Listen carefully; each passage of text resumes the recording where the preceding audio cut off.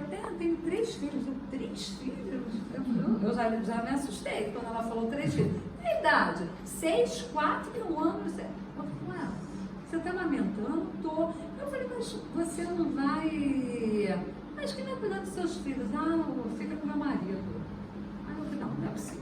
Eu falei para ela, não é possível. Você trabalha em 2, 3 lugares e o teu marido fica com as crianças, 3 meninas. Eu, não pode. Falei, tem alguma coisa acontecendo aí no teu casamento. Menina, eu estou desabou. Aí ela chorou. Aí eu deixei, eu falei, só, tem alguma coisa acontecendo, né? Gente, como é que uma mãe sai com 3 crianças pequenas, deixa com o cara cuidando do marido? Não é possível. Aí ela me vira e fala, mas viu por que ela fazia? Não, meu marido é muito bonito, olha. Aí ela me mostrou a foto, realmente, era muito bonita. Eu morro de ciúmes dele, então é melhor ele ficar em casa. Você não vai controlar esse marido com essa mulher. Aí você vê aquela mulher prendendo o marido achando que ele vai cuidar das crianças. Aí ela foi, a senhora vai cuidar dos seus filhos, bota seu marido para trabalhar. Eu, que isso, menina? Aí tá. Aí 2 anos depois ela voltou, né? O processo seletivo, né? Aí eu ainda fazia faculdade, ela estava no 6º período de enfermagem, não sei como ela arrumava tanto tempo. Aí 2 anos depois mandou um currículo de novo, tá bom, acabei selecionando, eu queria uma pessoa que morasse perto mesmo. Aí ela veio, a senhora não é lembrada de mim? Gente, eu juro que na hora eu não lembrei, né? Que ela tinha engordado um pouquinho. Não, eu falei, não, mas a sua voz não é muito estranha. Porque ela tinha uma voz um pouquinho fanha, mas que contava, e fonoaudiólogo presta muita atenção em voz, né? Não é muito estranho. Aí eu falei assim, você não lembra que a senhora me fez de botar meu marido para trabalhar? Eu hoje, eu falei, senhora está lembrada, você tinha uma criança pequenininha, não sei o que, aí ela me mostrou a foto das crianças, ela realmente, fiz isso, botei ele para trabalhar, meu casamento na época, deu outra guinada, eu tá aí hoje, não, você pode ter. Aí você falou, meu Deus, gente, pelo amor de Deus, mas como assim? Aí ela foi conversando, não, ele não queria nada com trabalho. Você também estava dando vontade, criança. Peraí, vamos lá, você também estava um pouco errada. Aí a gente conversou, excelente enfermeira. A menina está lá trabalhando até hoje, né? Mas precisou ela passar por aquilo, entendeu? Então, quando o Freud ele fala desses deslizes, desses atos falhos, então ele coloca aí pra gente, ó, na página 8 embaixo, né? No Atlante, que é o dicionário de psicanálise, então tem todos aí começando com ver, olha só, vergesen, verglegen, verlesen, tá vendo?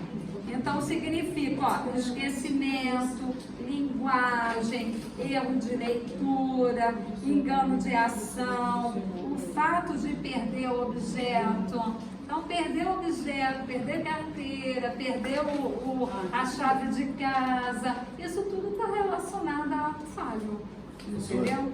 Esse casal, falando, eu estava conversando com o rapaz mesmo, e ela reclama que ele chega em casa tarde. Aí eu fui para conversar com ele. Por que você não chega em casa cedo? O que está impedindo você? Alguma coisa você não está querendo seguir para casa. Eu falei para ele. Com certeza. Arruma sempre alguma coisa para ficar trabalhando até tarde. Eu falei para ele, você está fugindo de casa. Aí ele falou, não estou não. Eu falei, tá certo. Vocês lembram daquele caso clínico da menina que passava mal, que o chefe destratou a garota? Ela passava mal todo domingo de tarde, porque ela não queria, ela ficava bem na sexta-feira, porque ela tinha que ir para casa. Chegava domingo, ela não queria, porque ela não queria trabalhar, entendeu? Acontece isso, a gente vê isso assim, é uma coisa que eu falo assim, eu sou contra a igreja ter culto todo dia. E você vai ver que a igreja tem culto todo dia, tem gente que está lá todo dia. Todo dia. E ela tem, ou então você começa a ver que eu já vi gente que, tipo assim, na igreja que ela frequenta não tem todo dia, ela fica caçando, porque ela tem que todo dia. E você, quando você olha, pô, isso é fuga, isso tá com problema. Exatamente.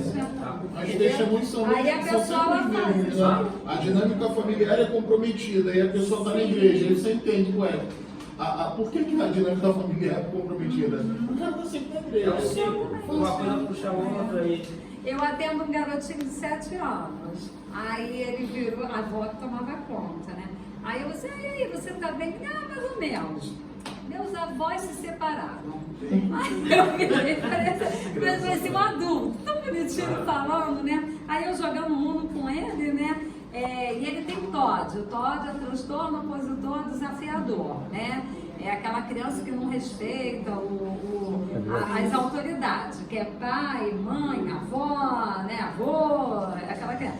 E aí o motivo do atendimento dele é, se separaram, mas como? Também, tia, minha avó não sai da igreja? Aí eu falei assim, ela não sai da igreja não, e ela não faz a comida com meu avô? Tá errada, não tá? Aí você vê, a avó não sai da igreja. Ele replica na fala do avô, né? Exatamente. E aí o menino, né, falando que ela não estava fazendo a comida em casa e o avô estava brigando porque nem a comida ela estava fazendo, né? E ele defendendo o avô, né? Ele não estava fazendo a comida. Tão bonitinho ele falando. Então, aí, sobre a psicopatologia da vida cotidiana, então o Freud ele descreve as diferentes formas de atos falhos. E aí ele vem dizendo, na página agora 9, que a despeito de sua diversidade, todos esses fenômenos obedecem a um mecanismo psíquico comum, semelhante àquele que determina o sonho.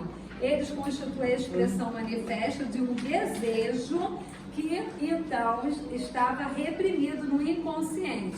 Desejo que pode ser descoberto graças às associações livres, que é o caso da menina, quando ela fala que ela estava sonhando, fazendo a representação de um casal, e no último sonho que ela estava andando de bicicleta e eles dois se beijaram. Então, esse é o desejo dela, tá? E aí foi o quê? Através da associação livre, que ela falou que é o desejo, é o que ela quer, né? Então, o sucesso da obra ultrapassou de longe as expectativas de Freud na época, né? E as ideias dele, sem dúvida, em relação às concepções psicanalísticas mais conhecidas até hoje. Quem nunca riu de um lápis, que foi o exemplo que a gente deu aqui do jogador, né? Mostrando que percebe na mesma hora que o tal acidente trai a intenção secreta do autor, expressão direta do seu inconsciente. Então, quer dizer, ali o jogador foi claro que existe uma graça ali na história, tá, gente? Com certeza tem, como também a tatuagem aí que você falou, né? Teve um caso clínico, assim, não foi caso clínico não, ela foi uma paciente nossa lá, do hospital onde eu trabalhei, né? O rapaz sofreu um acidente, ele teve um traumatismo craniano, ficou lá internado 1 ano e 2 meses na época, né? E aí quando ele sai do coma, porque ficou muito tempo em coma, quando ele sai do coma, ao invés dele falar o nome da esposa, ele chamava o nome da primeira esposa, entendeu? E aí a esposa ficou muito chateada, entendeu? Ficou muito chateada na época. E aí o médico me pediu, falou assim, tenta conversar com ela, para ela entender que ele teve um traumatismo, né? E aí o nome eu vou poder falar porque a pessoa morreu, tá, gente? Então eu vou usar o nome, porque foi muito engraçado depois, no final nós ficamos todos amigos, né? O nome da primeira esposa se chamava Márcia. E o nome da atual era Mônica. Aí não tinha nem sonoridade, né? Não tinha, né? Aí ele ficava, Márcio. Aí, Márcia, toda hora, né? Márcia, né? E aí ela ia irada, né? E aí eu fui, tentei conversar com ela, aquela coisa toda, né? E aí ela ficou conhecida, né? Aí eu virei e falei assim, gente, o nome dela é Mônica, tá? Já avisei a enfermagem, né? Ela fica chateada que o marido ainda, né, tá saindo do coma, fica chamando o nome da primeira esposa. Mas eles viviam bem, não tinha briga no casal, não. Foi um acidente mesmo, né? Só que vinha todo o nome da outra mulher. Aí, conclusão, o rapaz depois, ele veio a falecer, entendeu? Aí ele não teve jeito, ele faleceu, né? E aí ela interna, depois de um tempão ela internou com dengue, naquela época que teve dengue, né? E aí todo mundo, né, lá no hospital, eu com essa mulher. Aí eu falei assim, aí essa é a Márcia Mônica. Conclusão, ela chegou e ela se apresentava como Márcia Mônica. Era engraçado que ela mesma, depois ela levou, né, na brincadeira, e Márcia Mônica pra cá, Márcia Mônica pra cá. Ah, já levou a medicação da Márcia Mônica? Mas quer dizer, ela levou, mas no início, gente, foi extremamente difícil para aquela mulher entender que aquela primeira era a esposa do nome. Estava no inconsciente dele.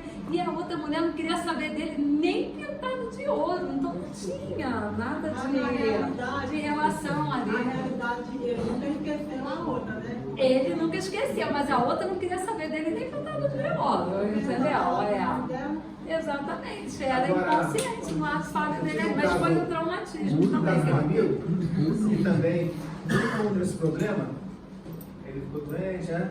Mas ele ficou curioso. Já a mulher dele atual entendia perfeitamente, não se importava, mas ele tinha saído mal do casamento, que durante problemas, tinha agredido, foi muito tumultuoso, ele nunca tinha pedido perdão à ex-companheira, né? Mas ele doente só falava o nome dela. Eu acho que tinha que fazer uma cena. Mas a atual não se importou, tanto ele. Elaborou bem, aceitou então. bem, né? Então, aí nesse caso, ela elaborou bem, que a gente chama. Ela elaborou bem, e aí aceitou bem. Então, muitas vezes a pessoa tem dificuldade. No caso dessa moça, ela teve muita dificuldade de elaborar. O marido chamando o nome da ex, né? Então, essa foi a obra, tá? De todas, a mais importante foi essa, mas a mais popular, tá? Foi essa aqui, tá? Essa foi a obra mais popular do Freud, de todas as que ele escreveu, tá? Então, Freud concluiu, então, a redação de A Interpretação do Sonho e começou a acumular documentos que resultaram em as 3 obras, tá? Que foram essas 3 aqui que a gente botou aqui no quadro, né? Na autoanálise, ele permitia superar, porque o Freud também, gente, tem que entender o seguinte, o Freud, além dele fazer a autoanálise dele, ele era muito cômico, segundo os escritos que nós temos aí. E aí o Freud, por isso que ele fala muito dessas sacadas, dessas tiradas, né? Tem desse texto dele aqui, ele recebe uma visita em casa, e aí os filhos dele pequeno, ele estava muito preocupado que o nariz do cara, imagina, ele ia ser meu amigo, o cara, porque o cara tinha um nariz enorme, né?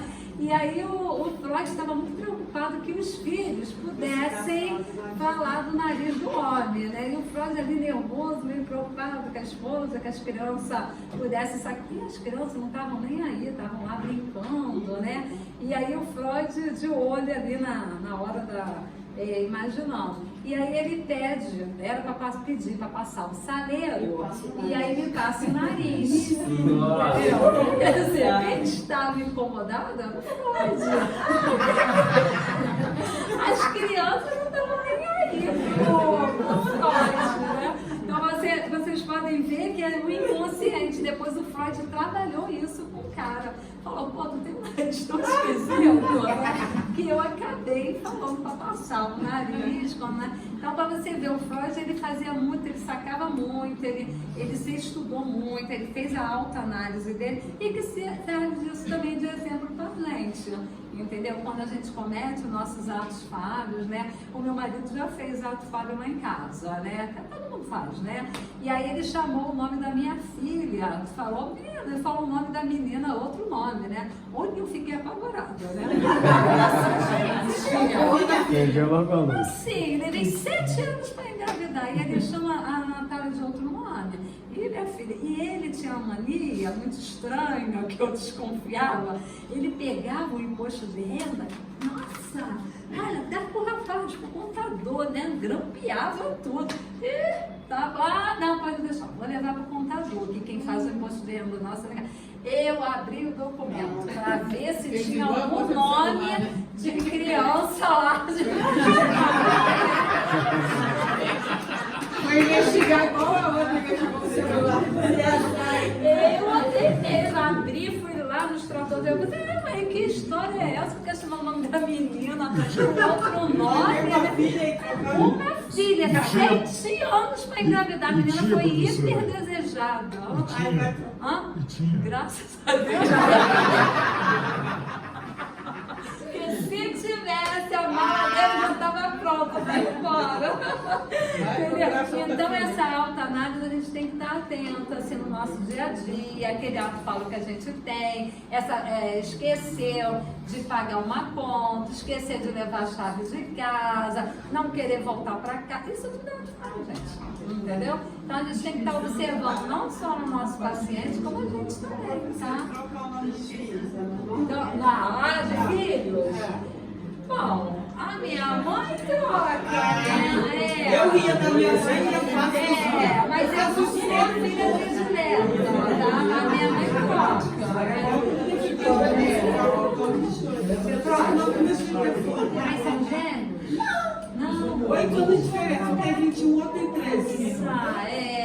Então é inconsciente, né? É inconsciente, tem que trabalhar. Não, porque